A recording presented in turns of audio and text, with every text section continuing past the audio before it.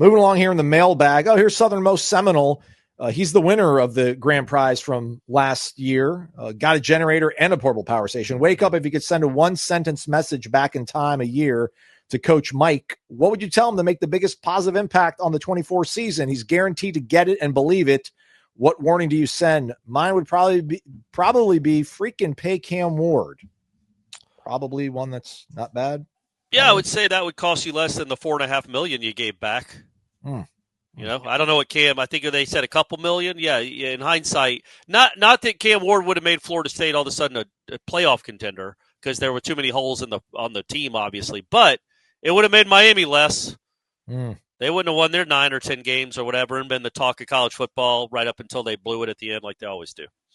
All right, let's continue to interrogate Mike Norvell. Our guy, M. Adam CZ, says, wake up. If you could get Mike in a room off the record right now and ask him what truly went wrong last year, what do you think he would be most likely to tell you, knowing that it wouldn't be reported? A, we had the worst offensive line in college football. Our quarterbacks were immobile or inexperienced, therefore the worst offense.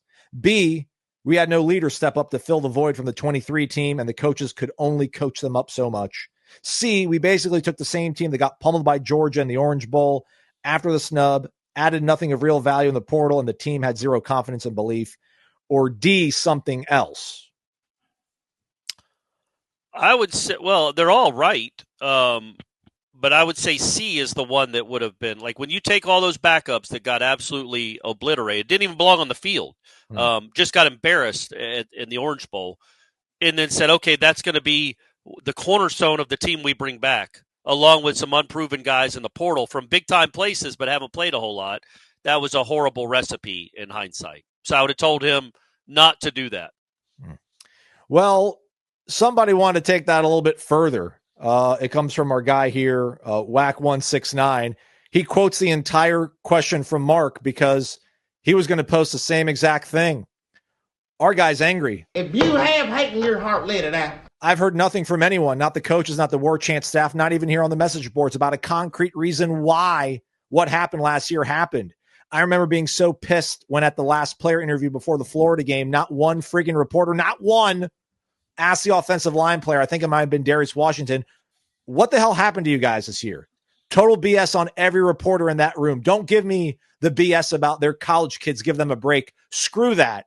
Those guys are getting paid. They need to be called onto the carpet, as does the head coach. If you don't have a concrete reason for what happened last year, how do you know it won't happen again this year?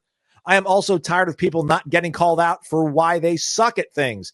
Everyone is getting paid big bucks. I don't give a damn about whose feelings it hurts. Has anyone on the Warchant staff actually done some digging on what the hell happened last year? I mean, concrete reasons, not what people think or others feel may have happened. Still pissed.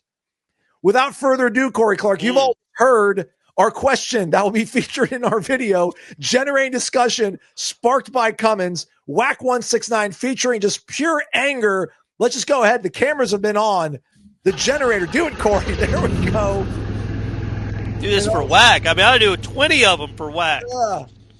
In all seriousness, it's that time of year almost, as the thaw starts approaching soon, hopefully, to get back in that RV and travel the great country of ours from sea to shining sea. You don't want to be caught without power wherever you go. So bring Cummins with you. Cummins own products. Check them out. Shop.cummins.com. Give them a follow on Instagram, Cummins Lifestyle. Corey, I don't know if I want to put a bow on last year by doing this.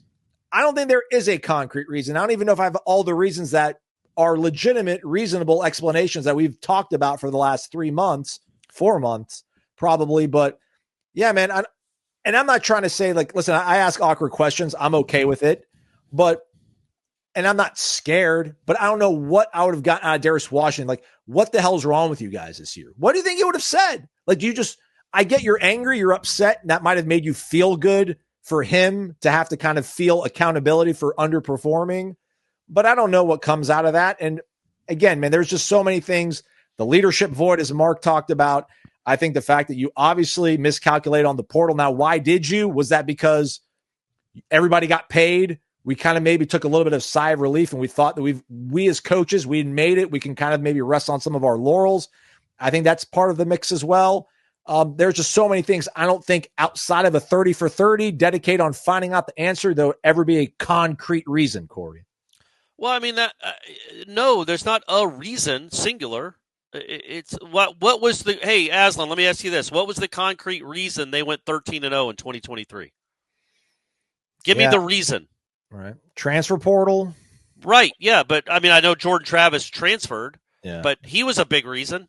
Yeah. The head coach was a big reason. The head coach being there, convincing guys to come play for him was a big reason. So, and you could say the transfer portal, but it wasn't like Johnny Wilson and Trey Benson were known commodities when they got to Florida State. There was a culture that was a part of it. There was a scheme that was a part of it. There was a electric quarterback that was all a part of it. There are 1,000 reasons, 1,000,000. I mean, look, man, from no leadership to misses in the portal to misses in recruiting and developing. Like what? I don't know what you think. And I'm not trying to be like Ira and get all defensive. It's a fair. The anger is justified. Yes. I don't know why I don't know why the anger would be directed at anybody but the head coach and his staff, because it all needs to be at them. And the reasons are it's complex. They're multi-layered. You went from Jared Verse as your best defensive end to Patrick Payton. Not just the talent level between those two, the disparity there, but also personality-wise. Maybe not a fit when that guy's your best defensive lineman. Tatum Bethune and Kalen DeLoach to guys that have not played college football. It did not know where they were going some of the time. Maybe they weren't coached well. Like the linebackers weren't coached well. The receivers weren't coached well. You didn't recruit well off the 2 10-win seasons you had in a row. The portal you missed at. Your offensive line was a wreck. So the offensive line coach didn't do a good job. Like all of those, there's not one singular reason. There just isn't. There couldn't be. Just like when I flipped it around, there wasn't one singular reason that they went 13-0. Yeah, the portal helped, but that's a nebulous term. Like they had the portal's there all the time. They were good getting guys out of the portal in 22 and 23, and horrible were in 2024. Why? But even then, even if they'd have been good in the portal, that team wasn't set up to be a good team because there was no leadership. There was no offensive line. The line of scrimmage was soft. Why is that? Josh Storm's not any good at his job anymore.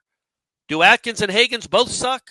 Like, there's always reasons when things go horribly wrong, multiple reasons, and there's always reasons why they go great. It's never one thing. The 2013 team won a national championship. It was not just because Kelvin Benjamin was tall and Jameis Winston was good at quarterbacking. You had that whole defense played in the NFL. You had backups that competed every day to make the starters better. Like, it's multi-layered. So it's hard to quantify why what happened last year happened. But you can still be angry about it. That's fine. It's unforgivable, honestly, to have that kind of season where you're that close to going 1-11 and 0-11 against FBS schools. It's incredible. You were that close to being 0-11. It's 1973 all over again. But the anger for that season is justified.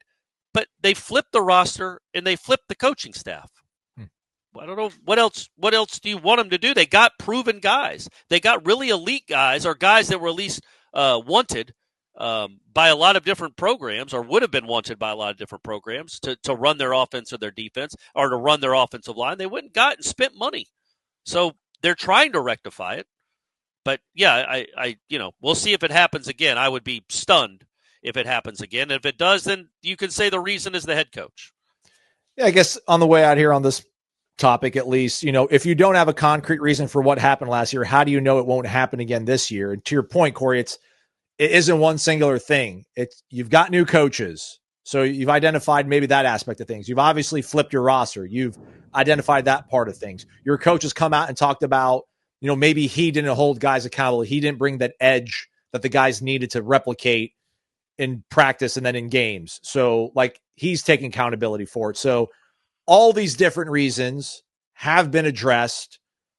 Now, well, I don't think they're not going to go 2-10. Now, I don't think they're going to go 10-2 either, but they could. I think they're probably closer to going 10-2 this year. I'd be much more surprised if they go 2-10 this year than if they did 10-2. Yeah. So sitting here in February, I'll take it. And look, I don't think that either one of us really have a problem with asking guys getting paid money hard questions. So yeah, if they start off poorly again, I don't. Especially Norvell. I think Norvell, we asked plenty of times. It's just what can he say? He believes in those guys. He believes in the guys in the locker room. They fight hard and they play hard and all that. But it was just words. And I don't know that Darius would have. You're right. We could have asked Darius, like, man, what happened? Why haven't y'all been able to run the ball? You were supposed to be an All-American, Darius. You right. First round coach pick. said you're going to be an All-American. An insurance salesman. Yeah. Don't know what answer he could have given, but we could have asked that. Probably should have asked that. Maybe got some insight out of the players as opposed to the coach, because the coach wasn't giving any real answers. But the answers were obvious, I thought. I thought the answers were obvious in that the offensive line and the offense were horrible. And they were horrible because of misevaluation of bad coaching. The opposite of that is the awesomeness that is Cummins, everybody. Again, Cummins owning products, portable generators, portable power stations. Get out there, everybody. Touch grass. Feel everything great. And then have the owning products behind you so they can enjoy it fully. Follow them over on Instagram at Cummins Lifestyle.